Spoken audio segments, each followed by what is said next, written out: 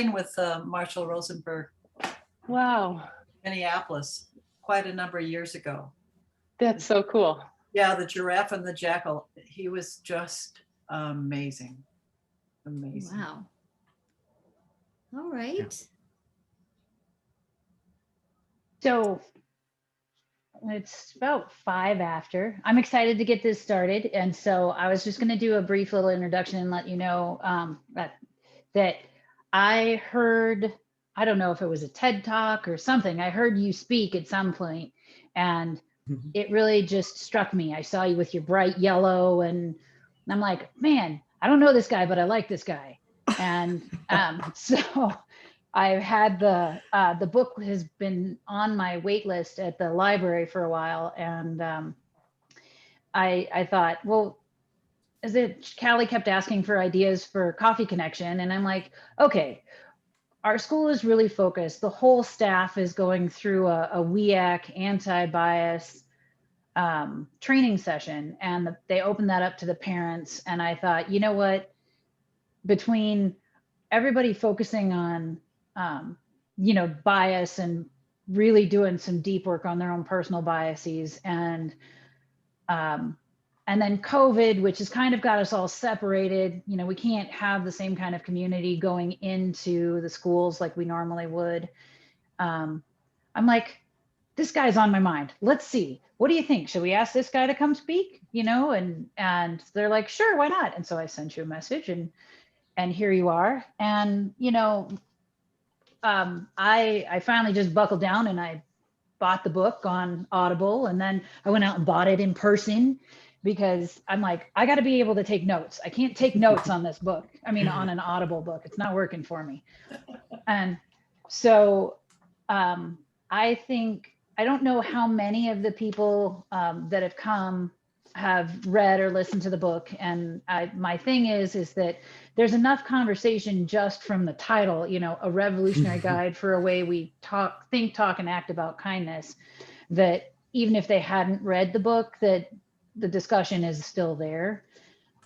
So if you would, I'm so glad you're here. I'm just super excited. I'm kind of tripping over myself here at this point.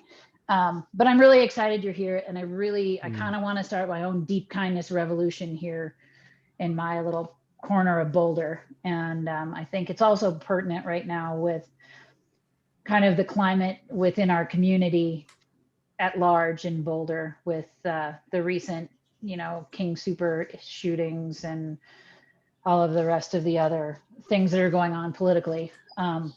So with that being said, if you could, I'd love to give you some time to just work your magic. And if you could give a brief overview, kind of to get anybody a good understanding of what you do besides writing this book and what your Character Strong curriculum is about. Yeah. Thanks, Beth.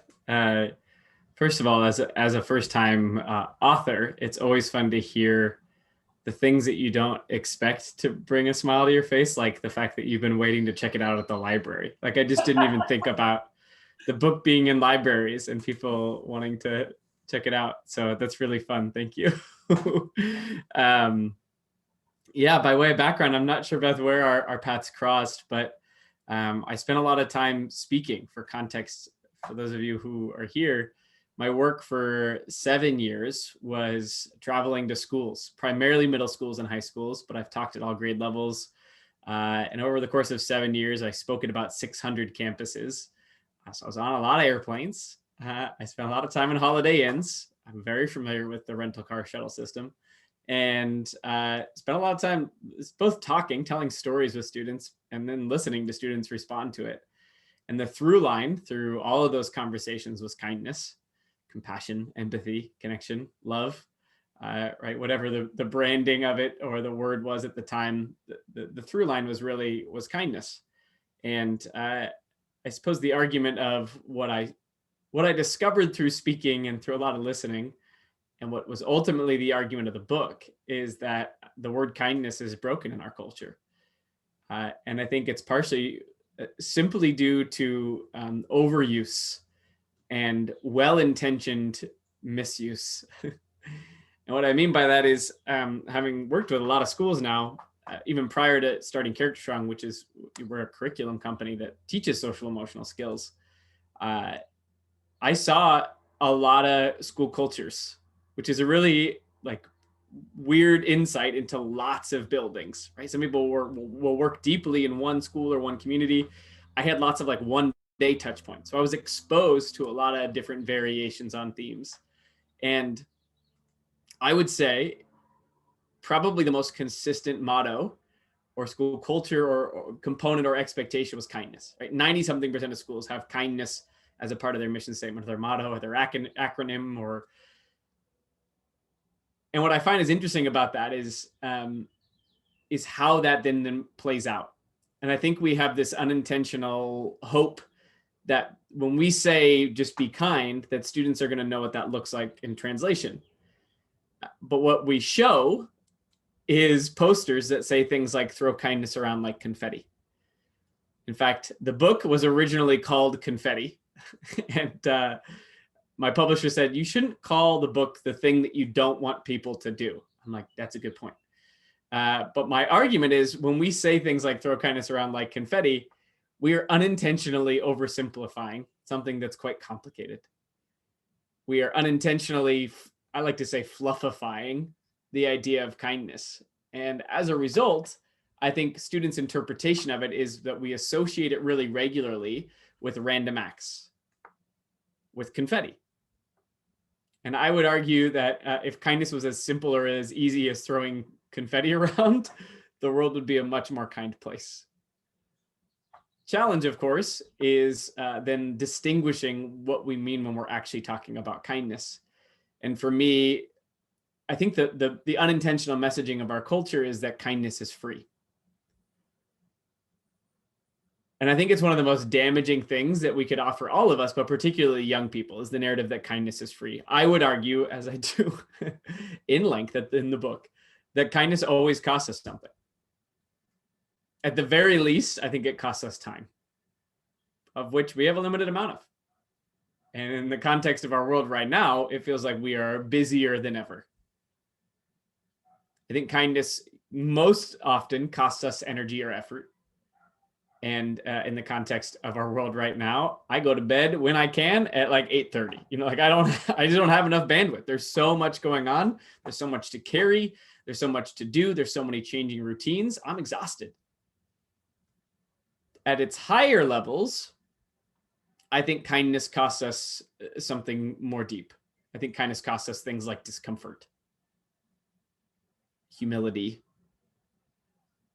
vulnerability. And if I were to offer perhaps the most specific added word I would use alongside kindness when I'm describing it as like something like deep kindness, I would argue the most important piece of it is consistency. So that's at a high level, Beth, like what the book tries to talk about. And the book makes a bit of an argument that it's less about asking ourselves the question sort of individually or collectively, do we believe in kindness? Do we care about kindness? Because I think nearly the universal answer, at least on an individual basis, is yes. I've rarely ever asked a person like, what do you think about kindness? They're like, it's all right. Like we all kind of agree. It's an important, worthwhile thing. I think the more interesting question to wrestle with is what prevents us from the most kind version of ourselves?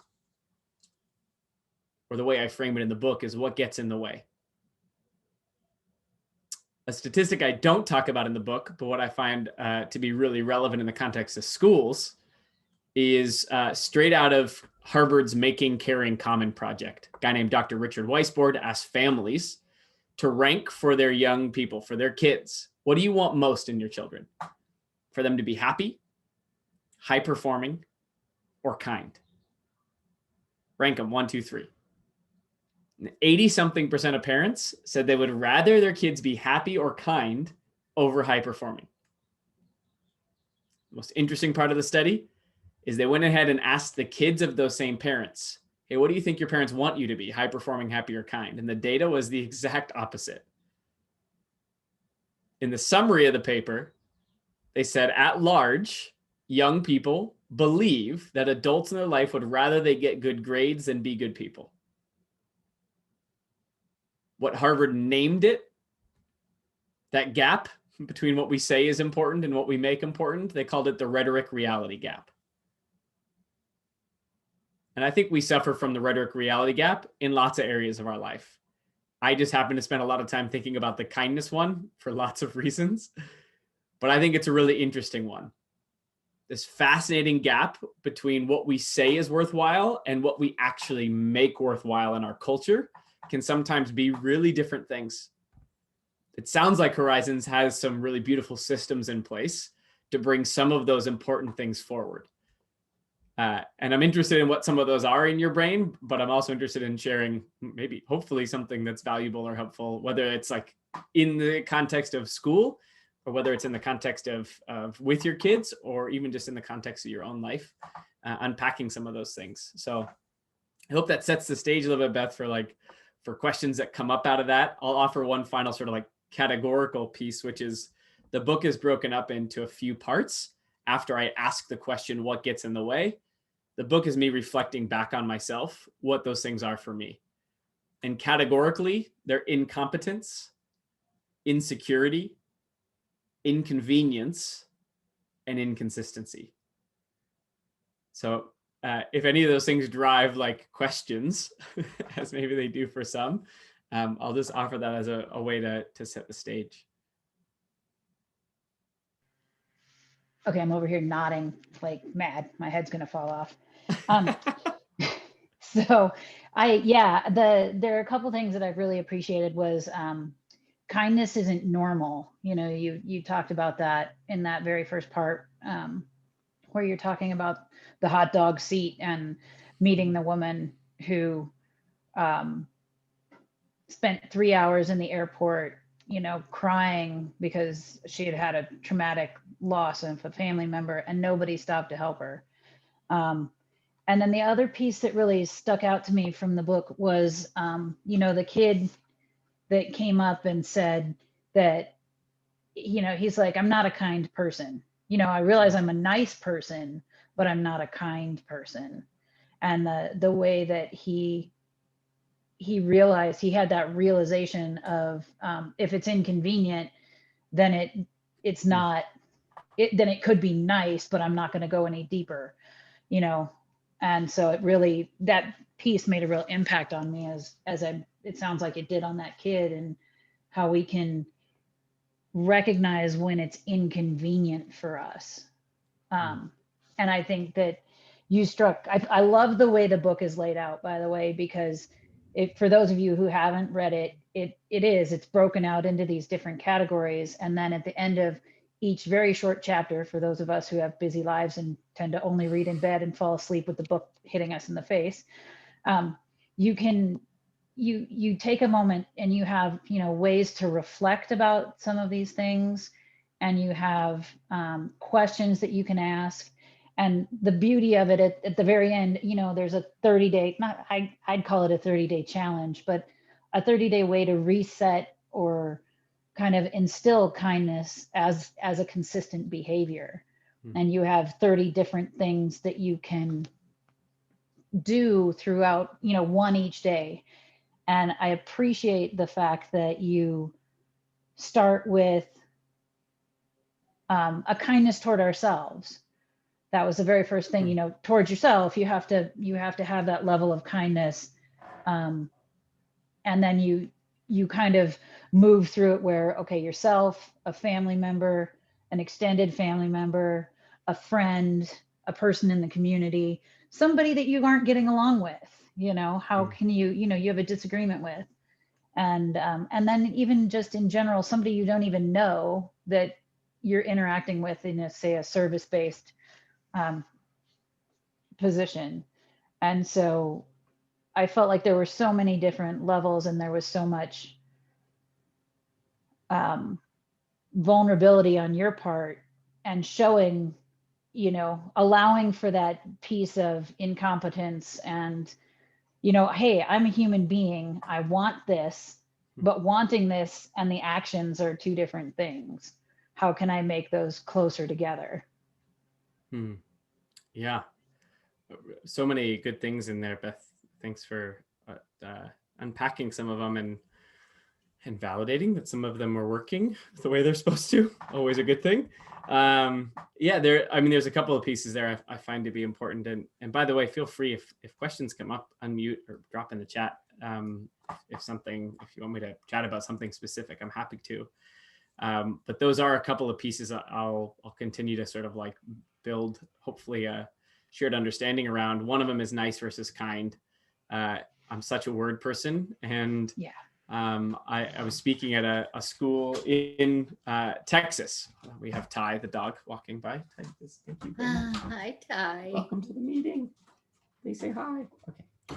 I was speaking at a school in Texas when a student came up to me after an assembly. He was a senior boy, and I'll tell the short version of the slightly longer story. But when you work at the high school level, I sometimes fear the cynicism that is already sort of seeping into a lot of young people just by the nature of what they're exposed to. And so when I come in to talk about kindness, I'm sometimes worried that they're like a little bit already too cynical to receive the message. And so this kid was walking up to me, and I thought he was going to sort of mock me. And instead he said, Houston, I realized today I'm a really nice person. And this is what I thought was like a bit of the mocking tone. I'm like, cool, like, I guess I did my job. He goes, no, I think I'm nice, but I'm not very kind. And what a cool distinction for a young person to make, but perhaps all of us to have clarity on. And I was like, tell me more what you mean by that. He said, I think most people in my school would describe themselves as kind, but I think they're nice. He goes, the way you talked about kindness today, it made me think nice is more of a reaction. Like, if you're nice to me, I'll be nice back to you. If I like you, I'll be nice to you. If I agree with you, I'll be nice to you. If you drop your things, I'll go and help. He goes, but kindness, if nice is reactive, kindness is proactive. He goes, I don't think I should have to agree with you in order to respect you or acknowledge you. I don't think I have to like you in order to show you compassion or generosity. Because you shouldn't have to drop your things for me to make you feel helped. And the moment he turned, or the moment I think he like really something stuck in him, he said, why do we always wait for bad things to happen in the world till we practice making people feel good? And he looks at me and he goes, I realized while you talked about it, that kindness requires work. And I have a lot of work to do. And I was like, yeah, man, me too. That's a great answer. The work part is interesting to me. And I don't think there are posters and platitudes and Instagram shareables and Pinterest boards dedicated to the phrase like, just be kind. And I think anytime we say to someone, just be something, we negate a rather complicated conversation around what it is to be a thing. My friend Dexter Davis says, we're not human beings, we're human becomings. Really like that premise at large. One of my favorite quotes comes from Will Durant. He says, we are what we repeatedly do. Excellence then is not an act, but a habit. I cross out excellence because I talk about kindness a lot. And I'm like, kindness is not an act. It's a habit.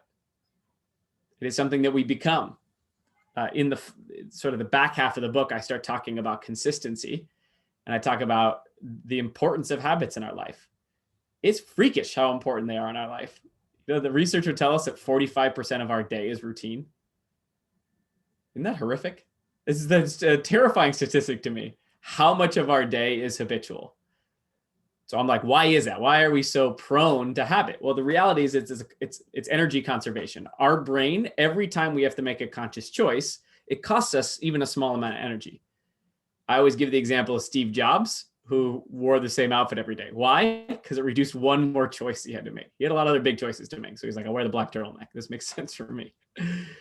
Every one of those is energy saving, and our brain is looking for those to protect us. It's one of the reasons during COVID why we're all more exhausted than usual, because we're making a lot more choices every day than usual. Our routines got blown up and we're rebuilding them almost constantly. That's hard. Yes. The beautiful thing on the far side of that statistic is if 45% of my day is habit, then even a 1% shift on a day-to-day practice is going to have huge implications over the course of my life. So to become a thing, it makes sense to repeatedly do a thing over and over again until it becomes really a part of my 45%. But that 45% is like, it's actually a portion of my identity. So what does it look like to use that as a frame of reference to ask ourselves tough questions like, if 45% of my day is habitual, then what percent of that 45% is designed to be kind? Do I have any habits of self-care? Do I have any habits of service? And even if they're really small, even if they're minutes per day, just 1% of our day is something like 9 minutes. So what would it be to have 1% of our day be dedicated to kindness? Our waking minutes, I should say. So to me, just to I suppose, amplify what you were sharing, Beth, around the difference between nice versus kind. Kindness is a practice. The next part of that is, well, what does that practice mean? What are the implications of that for my life? Well, deep kindness to me is a way of being and less of a random action. Right? It is something that we earn through repeated practice. We are what we repeatedly do. And so the more we can create 1% change in our life towards kindness or the ideas of kindness, the more we become this thing that we claim is important. So to me, the poster or the ism, just be kind, is another one of those like damaging things that breaks what I think kindness has the potential to be, or denies, right? It freights the word kindness with a simplicity that's not true. Yeah, it oversimplifies it for sure. Yeah. I think it then also leads people to, when it's oversimplified like that, I think it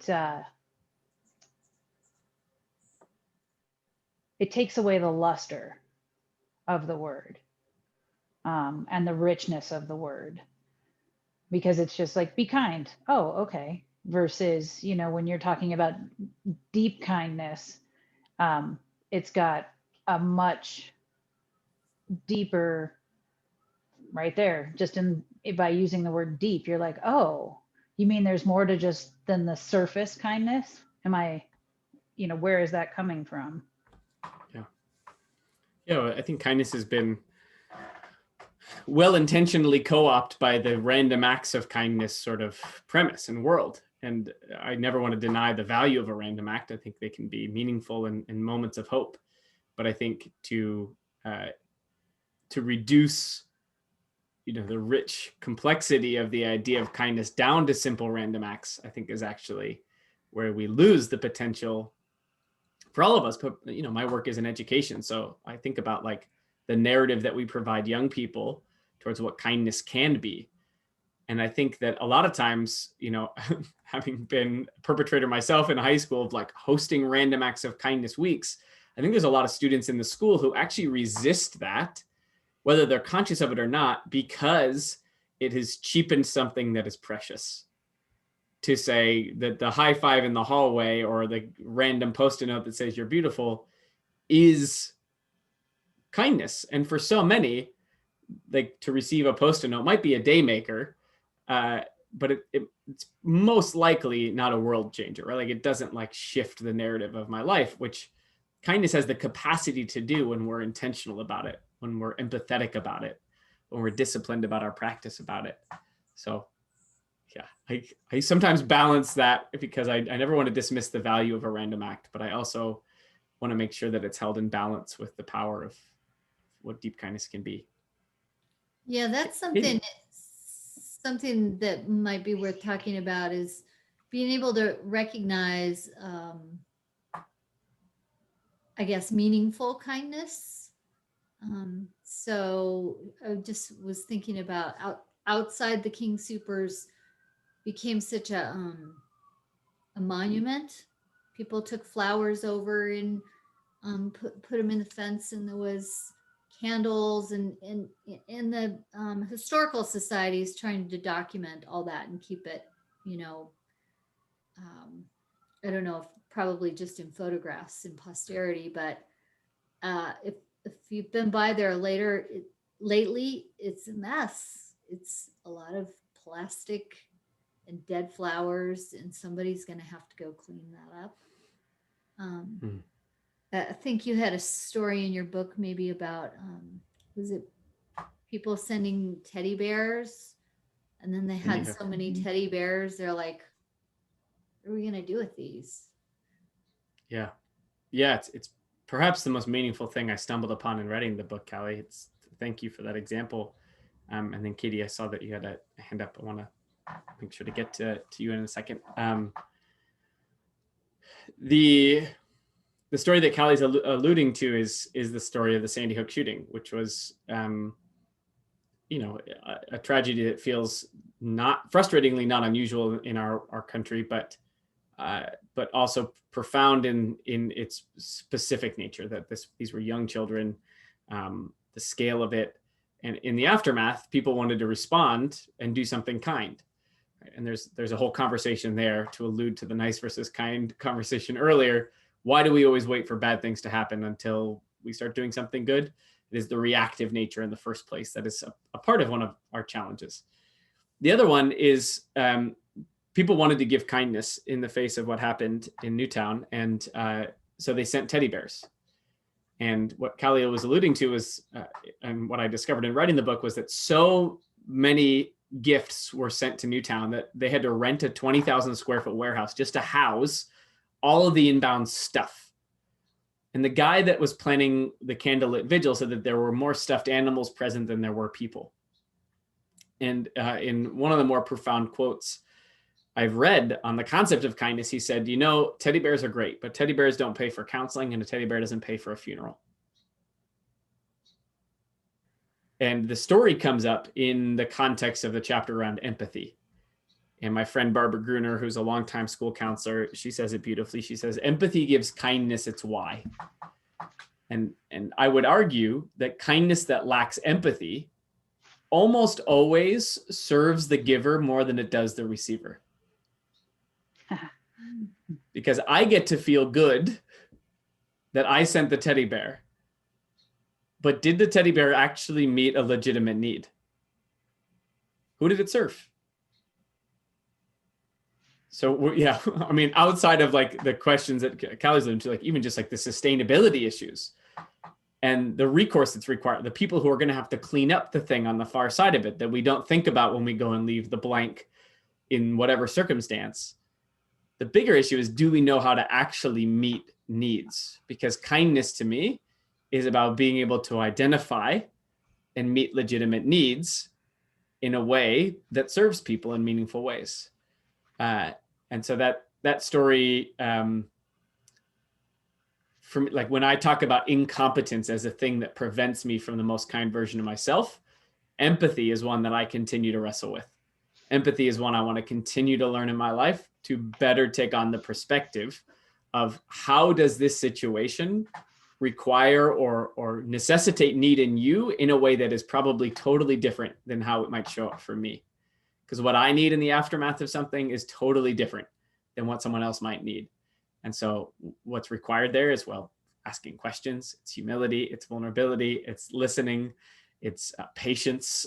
There's all kinds of things that play into that. But it's a really a great example, Callie, of I think what your higher level question is how do we know when something is meaningful kindness? And the short answer is the self-reflection question, or the variations on a theme. One of them is, who did I do this for? It's a great self-reflection question on the far side of any action that we think is kindness. Who is this for? Because in honest reflection, a lot of times the answer can be, well, it's really for me.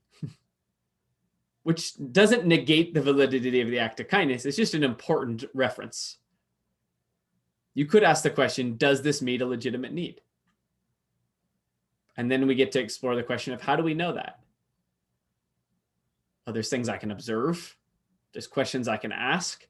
There's assessments I can build in, right? There's the practical, there's the analytical, there's the anecdotal way to sort of observe and take that. The example I'd offer is my mom. My mom, very much an acts of service, love language person. It's where I got it from. Thanks, Mom. A couple of years ago, 5 years ago now, my mom was diagnosed with stage 4 colon cancer. She's currently about 4 years cancer-free, which is great news in my life. She's coming to visit a week from tomorrow. It's very exciting. I haven't seen her for a long time. And during this time, my mom was going through, chemotherapy, was going through really the ringer, and it was brutally challenging. And there was a couple of different ways that people showed up in kindness. There were the people that just didn't message, right? There's the apathy approach, which apathy is a bit of a strong word, but people that maybe my mom considered close friends, maybe didn't offer support. And there's reasons why that could be true, valid reasons in their own life while they might be personally overwhelmed. But there's lots of people that didn't show up at all. And then there was a lot of people who wanted to offer kindness. And, one of the common questions we ask is, how can I help? Now that question has value when asked in the right time, but I would argue the question, how can I help, when asked to the person who's actively suffering, actually does more harm than good. Because now we are putting the responsibility on the person who's hurting to identify the things that they need in that situation when they're already typically overwhelmed. My mom would sometimes, on some days, have 10 people asking, how can I help? The task of simply delegating responsibilities out to people is an overwhelming one in and of itself. I'll offer a third variation to hopefully amplify the point. There were a few friends in my mom's life who would do something like this. Hey, I'm making some extra lasagna tonight. Can I drop it off? Hey, I got an hour in between these two calls that I have, and I'd love to come help clean up your kitchen or fold your laundry. Right? Giving something that they knew was something my mom, just because they knew my mom loved to cook. She knew my mom loved certain types of food and knew that she wasn't going to be able to have the capacity to do some of those things. I can't take my underwear off without them going directly into the washer in my mom's house. My mom loves laundry. She's a huge laundry fan.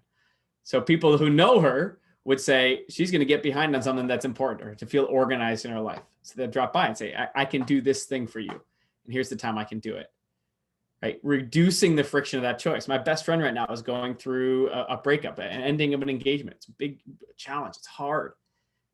And he has a friend right now who's like asking him to go on this trip to sort of reconcile some things. And he was talking about like finding accommodations. And he's like, I'm too overwhelmed to even figure out where I want to stay. And I was like, you need to communicate to your friend, hey, do you mind just booking this for me, to reduce this level of choice in my brain? And he had some scary narratives about that. Then he asked the guy and he's like, oh yeah, no problem. I'll take care of it. Right. So it's both the asking for what we need, but in terms of wanting to give kindness, and I know this is a long form answer to a fairly short question, but to me, the example is a powerful one, that some of the narratives we have around helping, it's important to be offered that other perspective if we haven't been offered it for a while, or we need that reminder that when we are actively hurting, if we truly want to be kind or helpful, the onus is on the person who's giving the kindness to identify those needs in some way and figure out the most simple pathway to give it in a way that doesn't add stress or burden in that person's life. That was not the prettiest way for me to say that, but I think we understand the ethos of it, which is how can I help is less effective than, hey, here are two things I could do. Which one's best for you? Giving people a binary, giving people an option. I'm making lasagna. Does that sound good? The yes is always more powerful than I'm not sure. I got 10 doctor's appointments today and a lot of time to lay in bed. So I think that's a big help. Thank you. Yeah. Katie. Yeah, my question is about a kindness practice for students. Since you see all these students in different schools, I'm wondering if you can give examples for things that you would like to see, shifts that you would like to see in school. Our school is currently working on our strategic plan, and we're meeting up soon as a whole school to talk about curriculum changes and vision for the school and who we want to be. And if there was something we could do to incorporate in these sort of practices in the school, I think it could be really meaningful. But I want to hear some more examples. I love all those examples that you gave. They make so much sense, but they're adult examples. And I think what you said about, what I got from what you said is that it takes figuring out what people need first. And in the context of a school, I wonder if you could give us your thoughts on what that might, what practices have you seen that are super impactful in an education setting? Yeah, really great question. I'll offer a couple of different thoughts. The first one is on the high level, the philosophy of helping students wrestle with that question themselves and creating systems to do that effectively. So, for example, I literally, right before I joined you all, we had our last student advisory board meeting. We're currently rebuilding our secondary social emotional learning curriculum. We have 30 high school students and 30 middle school students that we meet with every week to talk about some of these questions. Like, how do we talk about these things in a way that sticks and that's effective? At the high school level, Katie, one of the tools we use is called the to-be list. And the idea is that we all have to-do lists, and our culture typically amplifies the importance of those to-do lists.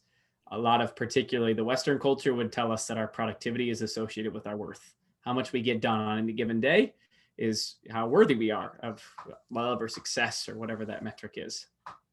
So how do we help students hold that mindset? It's not necessarily wrong or good or bad. It just is, I think, the narrative of our culture. But can we offer a counterbalance to the things that we would say are important, right? If we say kindness is important and yet students would tell us it's never really made to feel important, how do we rebalance that system? Well, one of it is to protect time for students to wrestle with the values clarification process for themselves. So you could ask a question like, what do you think of as a need in this school? And the more constraints you're able to provide, the better. Is there a need with students in the way that they feel in this building? Meaning, like, do people need a deeper sense of belonging or safety or acceptance? Are there legitimate, like, basic needs that can be met in this building? And you have to hold in balance, right, how to do that in a way that is private and honoring of people's privacy. But asking students those questions to begin to generate even the framework of thinking, I think, is a really valuable exercise. More practically, literally what we just ended our student advisory board meeting with was we asked all of our students to write out their to-be word for the rest of the school year. So from now until the end of the school year, what would be the thing that you want to live into, the word you want to become more of? So some students wrote present, some students wrote consistent, some wrote generous, some wrote kind, right? And the diversity of those answers is really beautiful. Dale Carnegie would say people support the things they help build. So the less that we say, you need to be kind and here's what it looks like, and then the more that we can offer structures for them, for us to invite them in and say, to-do lists are overwhelming. Sometimes our to-be lists are just as important. We can add just as much priority there. Like, what would be on yours? And then giving them vehicles and ways and really time and space to brainstorm that, I think, is a really beautiful gift. And students will come up with all kinds of things that are relevant to their own lives. Like, I need to be more present, or I need to be more patient with my sibling. It's like my goal. Just to give you, like, again, the adult insight, organizationally at Character Strong, we have a team of about 20. And every day we write in our work goals to our team chat. And in that chat, we write out not only the things that we have to get done that day, but we also write a one item to-be list. And that changes every quarter for us. So my word last quarter was healthy. My word this quarter is intentional. Others, right? It could be the whole range: disciplined, thoughtful, encouraging. But the system that we use is every day we articulate our to-do list as well as what we're going to do to live into our to-be list. So my goal today was to send a celebration to someone on my team. I still have to do that. It's a good reminder that I'm talking about it. So from a systems level, that's how we use it in an organization. But in the practical way, that's a frame we offer students curricularly, and we come back to it every week. We talk about the to-be list on a consistent basis to protect time for them to wrestle with that concept in their brain. Right? That values clarification process, we know, helps with all kinds of things: sense of purpose and meaning, sense of well-being in my life, a sense of connectedness, a sense of service, Not only that, but like when I have values that I can use as a bit of a compass in my life, it gives me the ability to like navigate adversity by going back to things that I'm clear about, that I value. So there's lots of reasons to go through that process at large. I'll start with that because my goal with students today more and more is to give them more voice and choice in how they process some of these conversations. To get more practical, I'll give you Louisville School District down in Texas. We did a kindness meeting with 900 students across their whole district. And the thing that they came up with that they thought would be really meaningful was to divide and conquer, so that every single day of the school year, different groups were in charge of kindness for the day. So for example, what that meant practically was that like anime club had 2 days of the year where they were supposed to get to school an hour early and hold the door open for people as they walked in. And then they were going to plan a lunchtime activity. That could be a compliment booth. It could be a letter writing station. It could be watching a video about kindness, but they were going to plan something that people could engage with at lunch. So now we take a whole year and we delegate responsibility across a lot of different groups. What's beautiful about that is it gives a lot of different people opportunities to stand and greet at the door, which is a powerful exercise in the first place. But you also get some beautiful diversity of what kindness looks like in action. You bet that the anime club's plan for the lunchtime activity was different than the football team, which was different than the debate team, which was different than the cheerleaders, which was different than soccer, right? And all of those people had an opportunity to bring their voice forward in that practice. On a more granular level, some examples of what I've seen students live. Girl out of New York, she used to do a video a day, like meeting someone at her school, and on video, like for her Instagram story, she would like meet the person and then to the camera tell one like thing about that person that she discovered that she thought was interesting or beautiful or meaningful.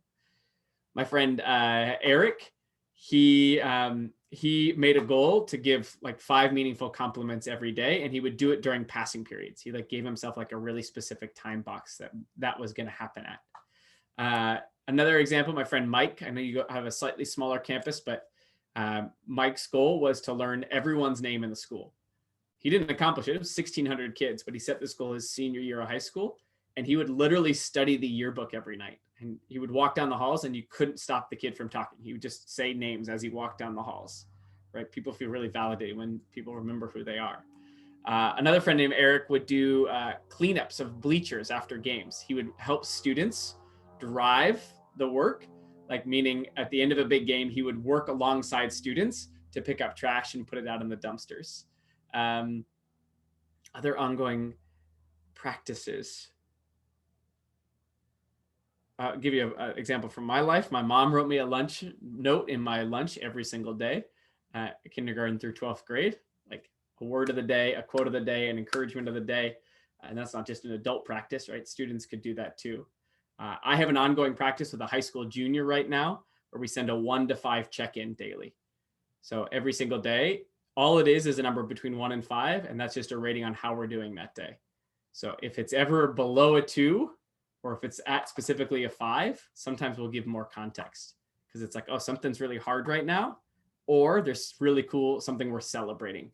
So that's a really simple system that other students have adopted because they really like the simplicity of that and the ability to check in with a friend without it always being like, how are you? What's going on?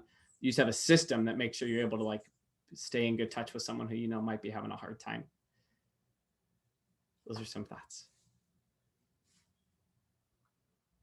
And if it's helpful, let's see here. I'll pull this up just so you can see it. And I'm going to drop it in the chat too.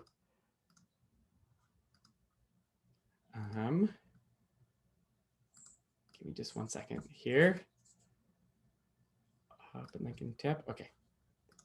So this, Beth was alluding to it earlier, but in the back of the book, there's like a 30-day kindness practice. We built it into a journal back at the beginning of COVID. But the link here is to make your own personal copy of it, which allows you to customize it a little bit, just so you can see sort of what it looks like and how it operates. Let's see here. I'll share my screen for a second. So I'm just on deepkindness.com, and you'll see there's a slideshow here that includes a little bit about the Kindness Journal. If I go all the way to the back, you see there's some discussion guides about the book, which are fun. For the release of the book, I interviewed 38 different people about kindness for 20 minutes each. So all these different interviews have some really fun kind of insights as a part of them. But the cool part here is when I click here on the journal, you see that there's a list of 30 days, and I can click on any one of these to take me to a practice of that day. So this is day 18. This is a person that makes you laugh. And this is the challenge here. Little fun instructional piece is if I click on this flower, it takes me back to the menu. I have to say, I did the, we all have, my son who's 7 likes to take pictures of me. And of course he's shorter than me. So they're all totally not flattering, and they're all like up my nose. And I took that challenge where you said, take some of those pictures that you wouldn't put on Facebook or Instagram, those less than perfect pictures, and text them to somebody, and say, thanks for being my friend and all my lovely glory. And I did that. And that was like the best thing. I just had to say, one, it made me feel better about all those pictures that I have. I'm like, okay, those are going to be fine. They're useful for something. So I just appreciated that. Yeah, these are all just invitations, right? Like practical ways. It's a part of the back half of the book, which talks about consistency. And it's less about giving you something prescriptive and more about thinking about how we think about kindness.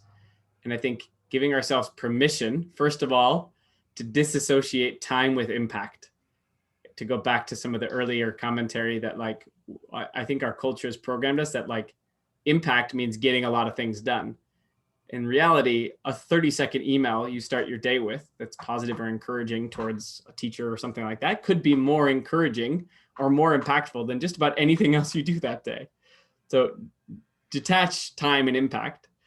And number 2, allow ourselves to give ourselves permission that we don't have to do all things to all people every day, but specificity is always going to drive more meaningful action and more meaningful impact.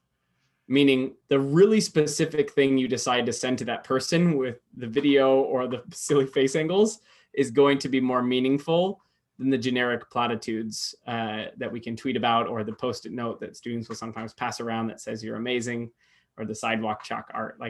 Those, they're not mutually exclusive, but for our own personal practices, to me, this journal is a great way to just remind us to be in action targeted towards one person. And the whole constraint of the journal is it's one person per day, 10 minutes or less.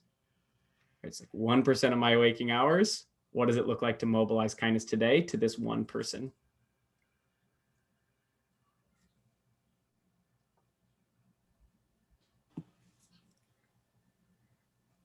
Oh no, you're unmuted, but I can't hear you. Sometimes it's the microphone issue. I've been having issues with this all day. There you go. Okay. Yeah, that works.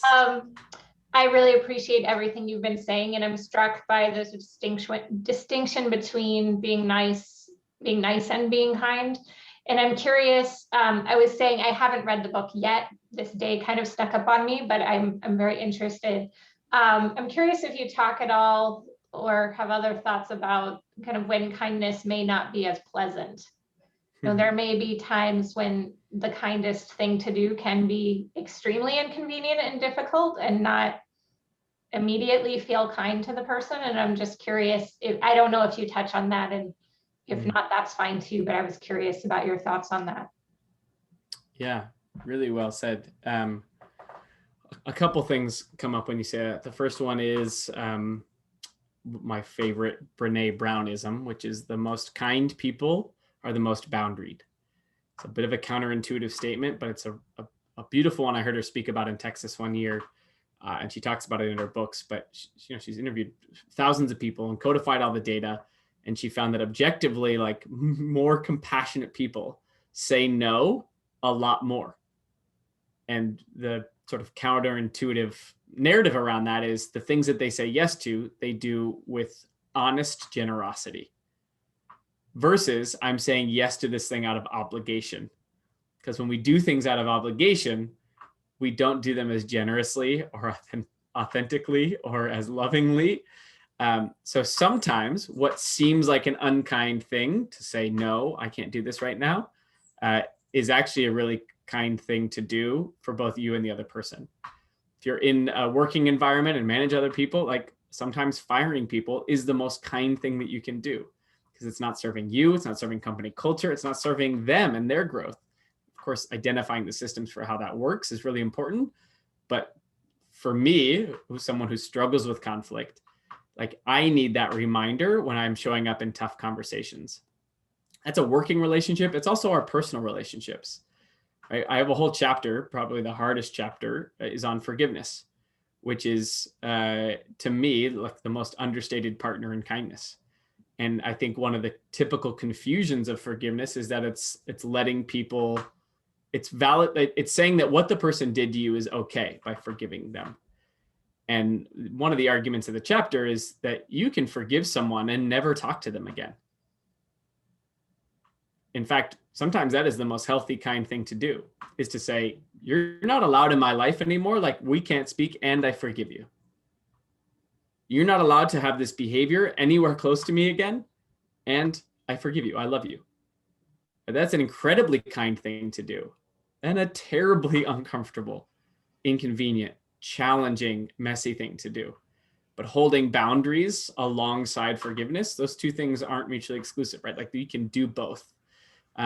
So I think those are a couple things that come to mind as you say that, is like the boundary drawing process, the tough conversations process, and then the forgiveness process are all examples to me of really uncomfortable kindness. I think the other one that maybe is a slightly more positive spin on that is the like deep empathy. And the empathy chapter has different exercises. I sort of liken empathy to like wading into the ocean, that we can have shallow empathy. We have like swimming empathy, and then we have like scuba diving, where you like really are investing in a different perspective. And I think the deeper you go in that process, the more naturally uncomfortable it is. But I think it's an important reminder, like discomfort doesn't always have to mean unprepared, which means it's not advised to jump into the deep end of empathy with another group or another person if you haven't done the wading in process first. And so to your question, or to your thought of like, what are examples of challenging empathy? I think there's also a sort of a meta narrative there around lifting the small weights first before you tackle the big ones, and giving yourself permission to do so. That there's lots of big acts of kindness that we could do, but the idea that to just go deep kindness simply means to go and lift the 100-pound weight, if you haven't been to the gym in a while, it's like not advised. It's to give ourselves permission to work up to that, whatever category of our life that is. Okay, I think this kind of relates in there. Can you have the chapter of like scarcity and of enough, and you talk about shame, and the phrase that stuck out to me was, unless you make a conscious effort, we might end up spending our time and energy in places that are dictated by shame rather than by conscious choice. And I feel like that kind of ties into this question, and I was wondering if you could maybe expand on that. Yeah. A chapter on shame is, to me, just a powerful one of the things that we say to ourselves that are determined by typically a lot of other people. Yeah. One of the lines in that chapter is that shame is external commentary turned internal criticism, which means that we are typically not born with the critical voice in our brain, but those critical voices come through culture, they come through experiences, they come through trauma, they come through systems and oppression. There's all kinds of reasons why those voices show up. The really challenging part of shame is that they get said to us from the outside. We repeat them enough internally that eventually they come through in our own voice. And that's when we begin to think of them as true. Brene Brown says that guilt is like, I made a mistake. Shame is, I am a mistake. And so sometimes we focus on the mistake so many times that we start to become the thing. And that separation to me is so helpful, because guilt, she says, is actually a healthy emotion. It's motivating. Guilt can drive us to do things that we need to do in our life. It can help us close gaps, versus shame, which is typically debilitating, right? It reduces our capacity to show up in the world, and makes some of those kind decisions harder. So yeah, to that point and to the question, kindness gets harder when we're unable to see beyond ourselves. And shame and anxiety tend to be inward facing emotions that try to protect us from a pain that was never really ours to begin with. Mm. Wow.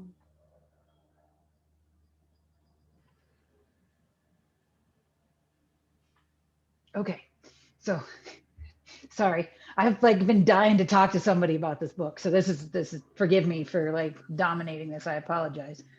The other thing you talked about was you were talking it kind of earlier in the book. You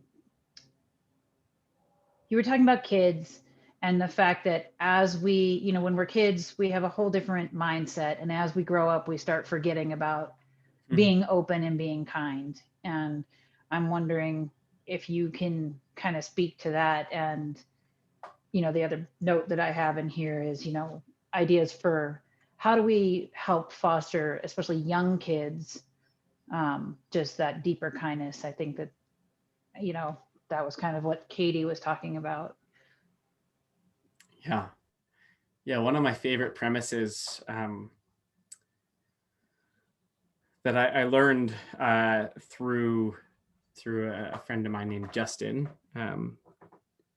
We had a conversation a few years ago where he shared with me something he learned from someone else. I'm just telling you who I heard it from first, that the word human in Arabic translates roughly to forget, which is a rather profound and frustrating truth that like resonated with me right away. It's like, that's interesting. Premise being, to some degree, that we're born with everything we need, and culture slowly helps us forget all the things that we want until we choose consciously to try to like remember those things.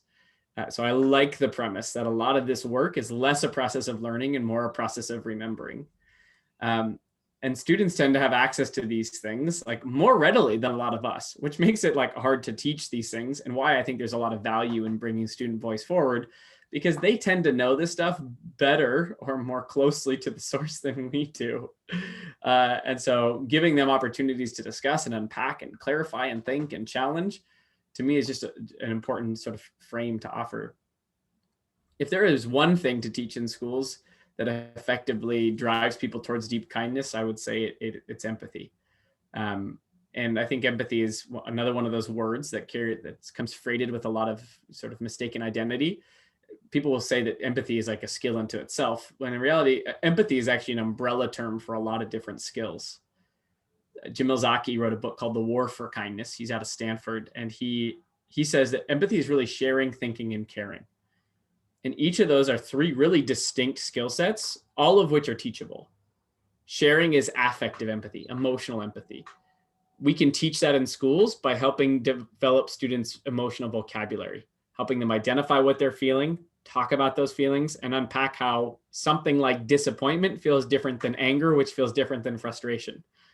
Knowing that difference for me helps me more readily identify that difference in others. Right? So developing my own personal self-awareness is going to give me a greater sense of emotional awareness in others.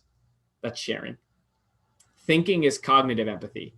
It's perspective taking. Or as our director of research, Dr. Brian Smith, would say, I love this paradigm shift. He says, maybe we should stop calling it perspective taking and start calling it perspective getting. Taking implies that I just get to stand where I'm at and pull. He goes, perspective getting implies work, which means I have to go and I have to ask questions. I have to be outside of my circle of comfort, my circle of humanity, and see into other spaces and perspectives, right? I have to ask myself the question pretty regularly. How would this situation affect me differently than this person over here, or that person over here, or this group over here? And giving students opportunities to do that can happen in all subject areas, or more formally in a class, you know, more oriented towards social emotional learning, where you're developing the skill of perspective taking. What do you see here? How could you look at it if you were talking about it from this angle? What about this angle? What about this angle? And in giving people cognitive practice and perspective getting is another way to amplify that. Emotional empathy is more inborn. Cognitive empathy, we can develop more readily over the course of our life.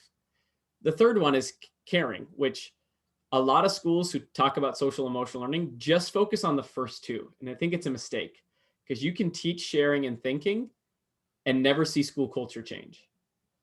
Why? Because you can feel bad for someone and you can see why they might be suffering and still never do anything to help them. It happens all the time. We see people hurting. We can even think we know why they're hurting, and we can still choose not to act.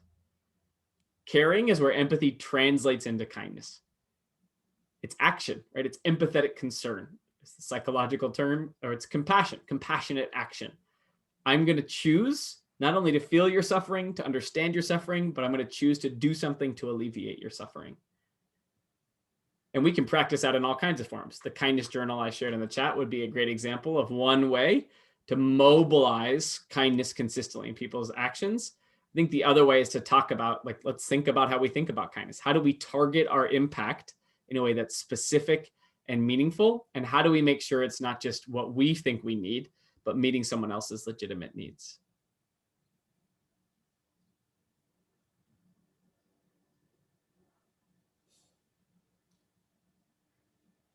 Sort of that's why Character Strong exists, is to mobilize curriculum in schools that starts to do those things. And the more that we get to build curriculum, the more we learn about what works and what doesn't, right? And I think there's a really interesting intersection of, like, we can have really good intentions to teach a thing, but the research doesn't support the development of all things equally.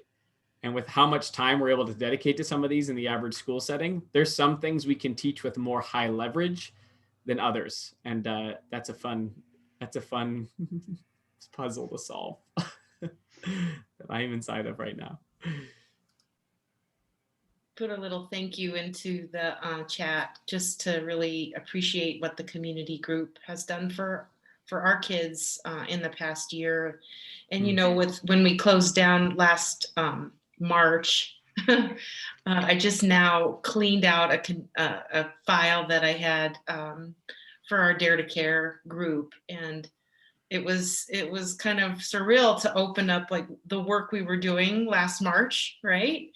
And so anyway, last year, this group put together a random act of kindness board, which was so intense. It was beautiful and had slips of paper just to give kids ideas. And so then they could interact with it. They could take a slip, try that thing, and then maybe even write one and replace it. And so many kids interacted with that. And so I think, you know, I love your ideas around, you know, deep kindness and, like, really making it a practice and letting it become part of your daily interaction with our world.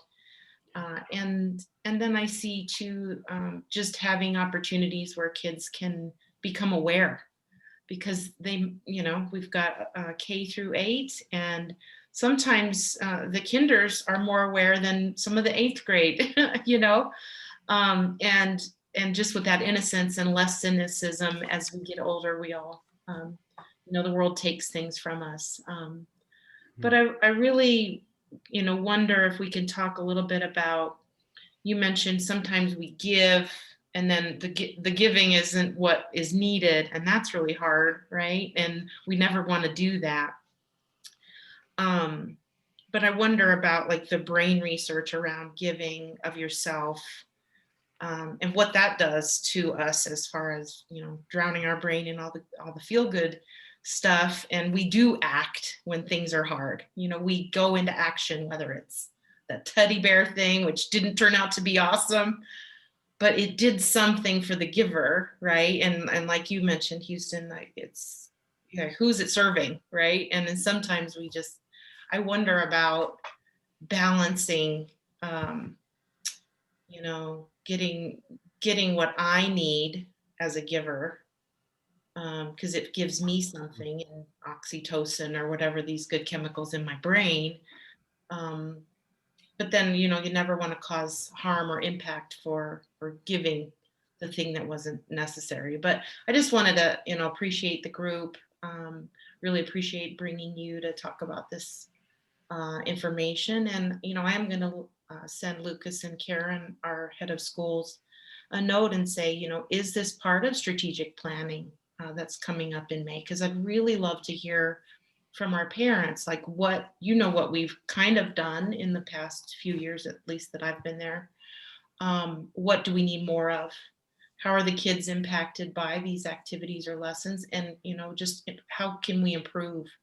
And I love that this conversation is happening with these strong leaders that are on the call, and just keep spreading those ripples in our world, because we need these action heroes that are on this call tonight. So just deep gratitude for all of you. Said, yeah, gratitude for letting me join the space. See if I can answer that question, and then I do have to head out here, Beth. But thank you so much for letting me be in the space. The brain research, Sherry, you're spot on. When we give support, it is more effective from a physiological and emotional, a well-being standpoint than it is when we get support. Giving is actually better for us than getting, even if support is the thing that on either end, which is a beautiful narrative. And to your point, right, that sometimes the action of giving kindness is the thing that is needed in and of itself because of what we receive on the far side. The additional commentary, or the caveat I would offer is that if we care about this work or the body of kindness, that we are conscious to not absolve ourselves of, or not just resign ourselves to, like, the way I'm going to give kindness is the only way to do it, or the best way to do it. That there's opportunities for improvement and growth there, which is beautiful. I love the idea that I'll never arrive. I'm never going to have this thing fully figured out. I never get to say, I'm done with this. What's next? I always have a lot more room to grow, which is the gift of, what our transactional culture tells us is like that there's all these checkpoints along the way. And what the values conversation offers is like, I am becoming this thing always. And what does it look like to practice this more meaningfully? I think for me, I'm passionate about the language piece. I think words matter a lot because the way we think about things in our brain shapes the way we act with them in the world. And if we can help change some small paradigms or narratives around how kindness operates in the world, for us to both win by giving and the person receiving, well, that's like, now we're just getting efficient with our compassion. That's a good thing. Because as you mentioned, there's a lot of work to do, which means we need to get better in our day-to-day practices of it if we're going to continue to have a meaningful dent on the challenges that face us. So yeah, well said, Sherry. A celebration of the work that's done, and the hopeful statement that, like, we can keep doing it better, and that we're never going to run out of work to do. Yeah, we should never be bored if we're practicing kindness. I will also just mention this as a thank you. I don't know how much interaction y'all have had, but I know Beth has helped coordinate this. So thank you for that. And my request for tonight was just a donation to a nonprofit that I've been a part of for a long time called Haiti Partners. Serve on their board. They have a school in Haiti that basically is a role model for education in a country that needs role models in that space. As someone that believes deeply in education is the number one pathway we're going to improve the world. I'll just say thanks for being willing to do that tonight to celebrate and honor deep kindness. Appreciate that a lot. Yeah, Houston, thanks so much for your time. And that was something that I wanted to let this group know, is that we were so glad to spend a part of our budget to bring Houston in to talk to us about his book and his ideas.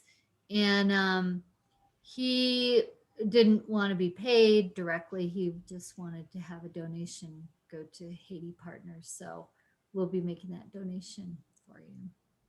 Thank you. Yeah, if you want to learn more about it, it's just HaitiPartners.org. They do beautiful work, and they're a bunch of beautiful humans. So grateful that you get to support that. one other quick logistics question is, you also talk in your book about a leadership camp that you participate in, and I'm curious if where I can find that information and what age range is that? Since we're spanning all the way from kindergarten through 8th grade, is that something that some of the middle schoolers would be eligible for? Great question. Yeah, the one that I got to benefit from in particular is like Washington State focused. But let me see if I can. We do our best to translate some of that madness into some of our content. I'm seeing if I can dig it up for you. I'll try to follow up, Beth, since I'm not able to pull it up. Or maybe I can here. No worries. Yeah, I'll pull up a link for you to pass along that we call it a student leadership conference, and we do a virtual version that translates a lot of those things that that I learned. I mean, basically, my co-founder in Character Strong, I met at camp. And so we have just translated camp into schools as best we can. And so that's where a lot of the ethos comes from. So I can send you some links about that, Beth. That's helpful. That would be great. Thank you so much, Houston. We really appreciate your time. And, I know you need to go. And ladies and gentlemen, we did reserve a little extra time in case we wanted to continue the discussion after Houston had to log off. So thank you so much. This has been very fun and exciting. And I really appreciate, you helping us start our own little deep kindness revolution here in Boulder. I don't think you're just getting started. It seems like you're in the middle of it, but I'm happy to be of help in any way I can along the way. Thank you so much. Awesome. Hi, y'all. Thank you. Bye-bye. Hey, Sherry, I know you were talking about the strategic plan. I had a thought after you had mentioned that, and asking, and Houston talking about asking for student feedback or letting the students kind of participate. Is there a way, and maybe this is something to talk to Lucas and Karen about also, to solicit feedback from the students? Because I know we talk an awful lot about giraffe talk in kindergarten. We did. And Theo and I talked about it at home a little bit. And then I asked him, halfway through 1st grade or 2nd grade recently, I don't remember. And he doesn't remember a lot of it. I mean, so it's not like and that has to do with COVID and not being present in the classroom with the teacher modeling it, obviously. But it made me think about the fact that what are some of the things that we're doing at the school that are what's really translating? So that was a thought that I had. Quick, when you're done, I can add to that. I'm gonna just stop talking now. Go ahead, Suzanne. I think Tracy, I want to toot a horn for Tracy. I think this is something that's been on her radar and she's been helping the school with. I don't know for how long, but for a while. And I know there's a book that she read recently to the kids in school, 1st and 2nd graders, called The Invisible Boy. And that is thanks for writing that down, Elizabeth. You'll like that story. It's a story that just teaches how small acts of kindness can help kids feel included. Anyways, so I think some teachers are incorporating it, but maybe it's not curriculum wide. I don't know, maybe it is and I'm wrong. Yeah, I think what's so incredible, and I'm really glad Katie brought this up, and I added on this little note, and I hope you don't mind me saying, Katie brought up tonight at this session that about the strategic planning is part of this going to be SEL. And then I just put also, are students going to come and participate in the planning? Because if you don't know this about me, I want to hear student voice more than I want to hear our voice. And so I just really feel passionately that they are experiencing the truth of what we're delivering, and they are our customers. Like, what did they say? How are we doing with that? And so I just really didn't know that I was even going to write them a note tonight, but I really feel I've also attached in this email to them the SEL scope and sequence that we have created together in the past 3 years. And I know what I do every day, every month, every year because I kind of keep track of what the counselor role does. But as a K through 8 school, I know for a fact that not only with the Passage Works with 5-6, some of the council work that 7-8 does, all of the reading materials in the younger grades and the social emotional work that's so deep there. And 3-4, it's just embedded in every single class. So, but I do feel like it'd be great to hear from kids, like what are, if we were to ask you, you know, on social emotional learning, social awareness, relationship skills, you know, health and safety, how do we rate, you know, what do kids think? And this is the first year that we haven't run the school culture survey or questionnaire that BVSD has run for the past few years. And I don't know if it's probably because of COVID to get their feedback, you know. But I think it's important to just say, you know, where do we align with kind of nonviolent communication? Are all classrooms using that? I think I use that a lot in the any mediations that we do. Used it this week. Lucas is also using some questions around restorative conversations, and he shared that document with me today, so we could kind of be on the same page of, you know, if there's a conflict, working through that giraffe talk kind of thing. And so it is still alive and well as the kids get older. They just don't call it giraffe talk, but we kind of craft our conversation around, you know, what happened, you know, what'd you hear them say? How did you feel when that happened? All of that really important work that Jeff and Tracy brought to our community. So that's a long-winded answer, but I really appreciate you guys bringing your perspectives and questions, because like, what are we doing and where's the student voice? Let's make sure that we're including that every time we do these. If we're thinking strategic planning, yeah, they don't all have that formal operations yet, but they are able to give their voice, and I just love that. Which we'll see Friday when the new mascot is revealed. You will see all the student voice that was considered, and that's just beautiful when you get to see what the kids got to bring. So it's super. And I did not want to minimize the Random Act of Kindness board and the activities that we do, because it makes a difference for kids. It's just an awareness raising, you know. Also, Sherry, I just wanted to say that I took a look at his 30-day journal, and they seem like a great list of random acts of kindness to me. But you know, the kind of things that you did on that board. So I think he's striving for this distinction, and I get it. I get what he's saying. And at the same time, I do think all those acts from the board can be part of a deep kindness practice. And so I'm glad you brought that up, because I felt that strongly after I looked through his examples. I was like, Sherry's already on it. No, and that's the reason I'm so grateful you're here, Sherry, because I just, I loved everything that I read in his book that I listened to. I didn't actually read it, I listened to it. But the question is there something new there for us, right? Yeah, and you know, the thing about Horizons, which is so incredible, is like, we don't really buy curriculum. Oftentimes, it is a gathering of all types of expertise and experiences, and then embedded with that autonomy in that classroom. So I really, I love having the autonomy, and plus I'm a former home ec teacher, so I love anything free. Okay, I'm all about the economy, and if you didn't know that, okay, you know now. And that's why I'm a food motivated individual. But anyway, so all the freebies, I'm going to send you those, you know, on the food.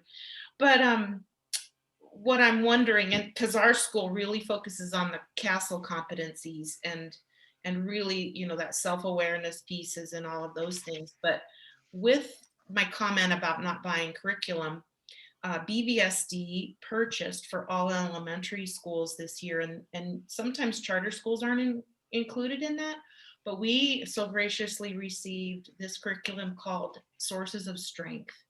So I would love for you to check it out. You could just Google Sources of Strength. And one day when you're going to come into our school, you're going to see this beautiful flag of all these pieces of pie that is the Sources of Strength curriculum. And so we got that for, BBSD provided that. So we're really looking at crafting some of these lessons to give to teachers so that they can deliver it, or Jeremy and I can deliver it, or however it comes. Or I send it to you and you deliver it because you're with your kids, you can get that deep meaning for your own families. But I'm really excited to have this program. Again, it's called Sources of Strength. It is an evidence-based program looking at suicide prevention through the lens of strength. And I just love it. And I'm so grateful to BBSD for providing that for us. Some of the other things we do, because I haven't shared my SEL scope and sequence with you all, we use Peace First. That's some curriculum that the SEL team looked up and decided on before I was here. Obviously, we do service. Passage Works is in the 5-6 curriculum, and you might remember some of those. And then just this year's theme from 1-2 was Ubuntu. And you may have seen that word, that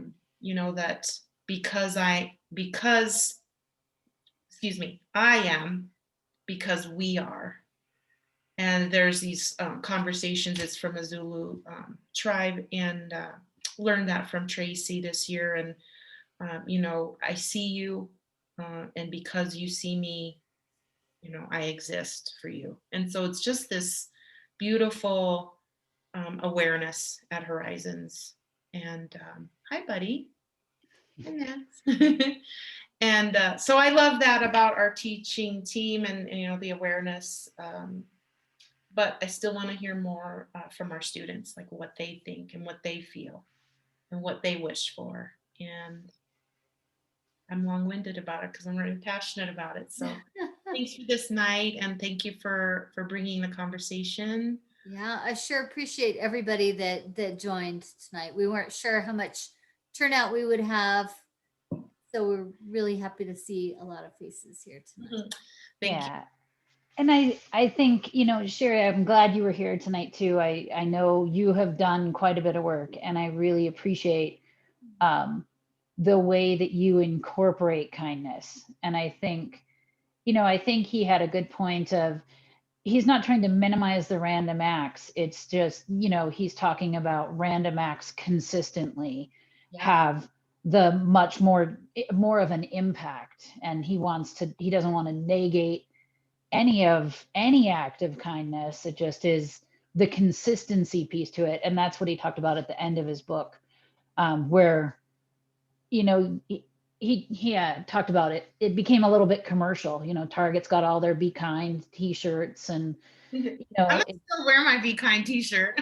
Well, totally. And that's because we embody that idea. I mean, you for sure, I feel like you embody that idea in the school for sure.